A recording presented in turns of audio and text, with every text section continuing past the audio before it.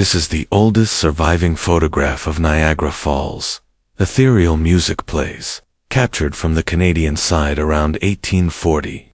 It shows the falls long before tourist attractions, neon lights, or bustling casinos transformed the area. Back then, this natural wonder remained untouched, admired only by those who braved the journey. Ethereal music continues for over 2 centuries. Canadians and Americans have stood on opposite banks, gazing across this breathtaking border. Today, that view represents friendship, but in the years following that photo, dark clouds gathered over these waters. Soft, suspenseful music, Canadians watched uneasily as a storm brewed to the south. Thunder rumbling, tense music, the United States was on the verge of collapse. Thunder crashing, a brutal conflict was coming. Cities would burn, families would fracture, and the freedom of millions would hang in the balance. Canadians, too, would find themselves entangled in the struggle. The American Civil War was the largest conflict North America had ever seen, and its reach did not stop at the U.S. border. Foreboding music, thousands of Canadians went south to fight. Meanwhile, their towns became hotbeds of espionage, secret societies, and intrigue. When the war finally ended, it reshaped not only the United States, but Canada as well. Dramatic music. This is the Canadian chapter of the American Civil War. This is Canadiana. Welcome to Chatham, Ontario, a quiet town in southern Ontario that doesn't immediately call to mind the bloodiest war in U.S. history. Yet, in the mid-1800s, it was one of the most fervent anti-slavery communities in the world. Chatham would play a pivotal role in events that lit the fuse of the Civil War. At that time, millions remained enslaved in the American South. Desperate for freedom, tens of thousands risked their lives escaping along the Underground Railroad, with many finding safety in the Canadian colonies. Where slavery had been outlawed, Chatham became a vital destination at the end of that perilous journey. Roughly 1/3 of its population was black. Many newly arrived refugees from the U.S., among them were Osborne, Perry, Anderson, and Mary Ann Shadd. Shadd, a trailblazer, became the first black woman in North America to publish a newspaper. Her paper, The Provincial Freeman, gave voice to the oppressed, championed abolition, and condemned racism on both sides of the border. Anderson also worked for the publication, distributing subscriptions and using his printing press as a weapon in the fight for freedom. Through words, ink, and paper, the Provincial Freeman helped cement Chatham's reputation as a beacon of anti-slavery activism. Slaveholders loathed the Canadian colonies more than anywhere else on earth.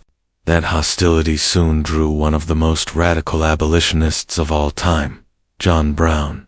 Brown, a fiery and deeply religious man, believed he had been chosen by God to eradicate slavery through violence if necessary. Supported by legends like Frederick Douglass and Harriet Tubman, he had sheltered fugitives along the Underground Railroad and fought bloody battles against pro-slavery forces in Kansas.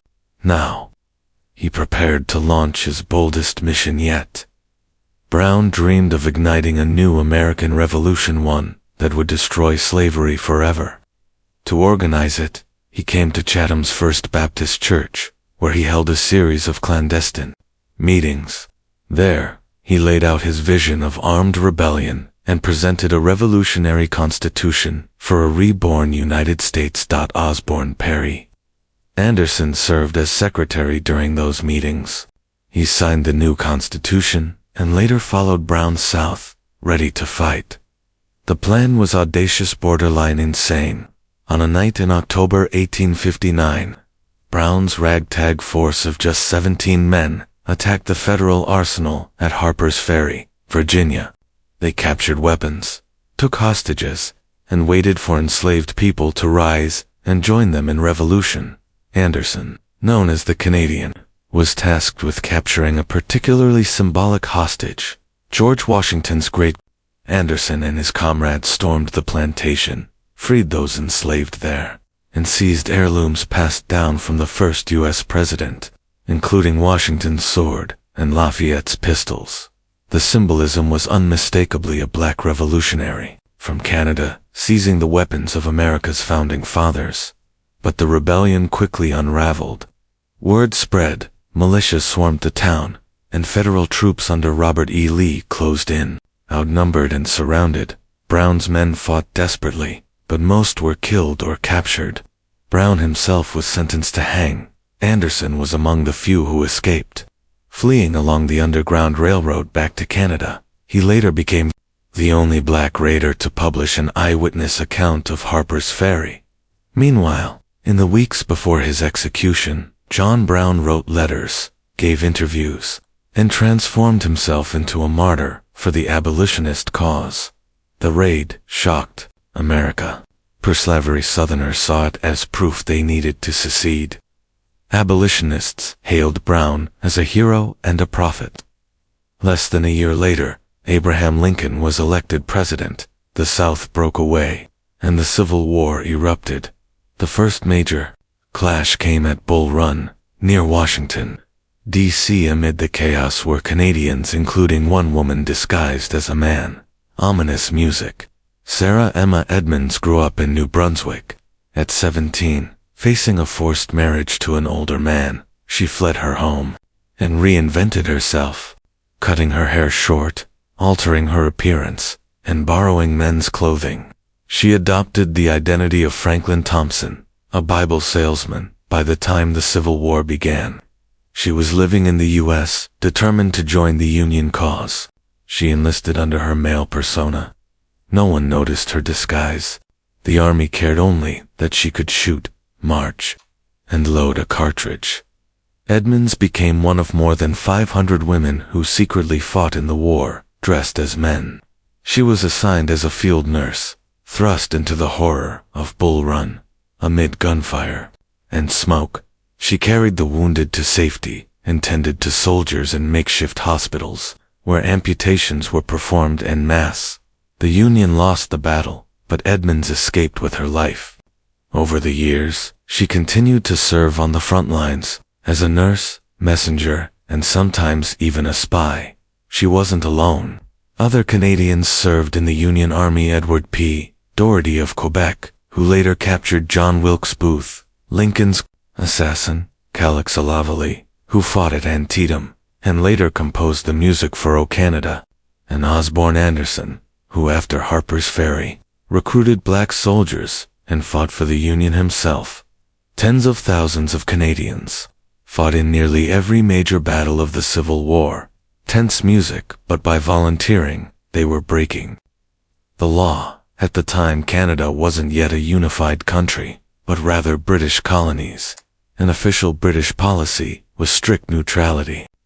That meant Canadians weren't supposed to get involved at all. Today, Canada and the U.S. share the world's longest undefended border. But back then, relations were strained and often hostile. The War of 1812, the Patriot Rebellion, and even territorial disputes like the Pig War had all fueled mutual suspicion. Many Americans openly fantasized about annexing the Canadian colonies altogether. When the Civil War broke out, tensions flared. Northern recruiters sometimes crossed the border illegally, kidnapping Canadians to fill their regiments. British neutrality angered the Union, and at one point, an international incident involving the seizure of Confederate diplomats nearly sparked war between Britain and the United States. To prepare, Britain sent reinforcements. They arrived aboard the Great Eastern, the largest ship in the world, packed with more than 2,000 troops. Its arrival in Quebec was a grand spectacle, a show of strength meant to deter any thought of invasion. Across the colonies, militias drilled, forts were reinforced, and weapons stockpiled. Canadians feared not only being dragged into the Civil War, but also a direct U.S. invasion. Intense music in that tense atmosphere. Even a meteor blazing across the Niagara sky was seen as an omen of war. And thanks to some audacious Irish-American raiders, that war nearly did happen. Soft piano music, that's where Part 2 begins. We'll explore the Canadians who sided with the Confederacy. tales of spies, pirates, and powerful families tied to slavery. But before we get there, one last story. Just a year after the Civil War ended, American soldiers really did invade Canada under cover of night in June 1866. More than 1,000 men crossed the Niagara River. They were Irish-American females, veterans of the Civil War, armed and wearing old uniforms. Their strange plan: conquer part of Canada and trade it to Britain for Ireland's independence. The invaders clashed with Canadian volunteers at the Battle of Ridgeway. Though the Fenians claimed victory, they realized quickly they would not be welcomed as liberators. Still, their raids shook Canada and left scars, including suspicion of Fenian involvement in a later political assassination. In the end, the Fenian attacks underscored one urgent truth: if the Canadian colonies wanted to survive, they would need to unite. That's where the story leads in part 2, so be sure to subscribe, hit the bell, and stay tuned. Thanks again for watching. I'm Adam Bunch, and this is Canadian.